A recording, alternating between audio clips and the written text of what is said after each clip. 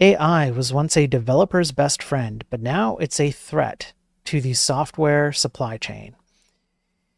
Approximately 97% of developers use generative AI to write code, which causes a whole world of problems for developers and a new realm of opportunity for threat actors. A recent study, I'm glad this is being studied, a recent study by researchers at the University of Texas at San Antonio, the University of Oklahoma, and Virginia Tech found that developers should be wary when using AI code, and particularly because of package hallucinations. Now, we've covered this before.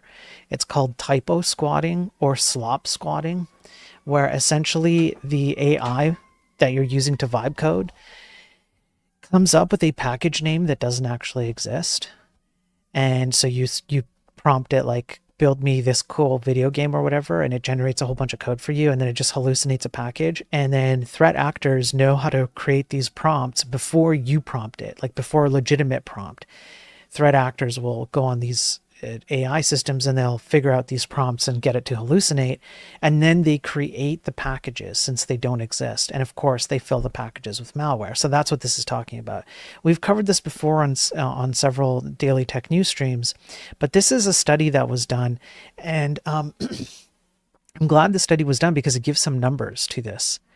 The study looked at 16 major LLMs used for code generation and 2 prompt datasets to generate 576,000 code samples in 2 programming languages, which were analyzed to further understand package hallucinations. So we're just talking about only 2 programming languages, 16 major LLMs, and 576,000 code samples. Researchers found the average percentage of hallucinated packages was at least 5.2% for commercial models like Geppetto-4 and Claude, and a whopping 21.7% for open source models like CodeLlama and DeepSeek Coder. Yeah, that's a lot. That's a lot. To have 20% of your stuff of generated code sloppily hallucinating models that don't exist, that's really bad. So I'm glad this was done because this proves that the numbers here are real. They noted that these included a staggering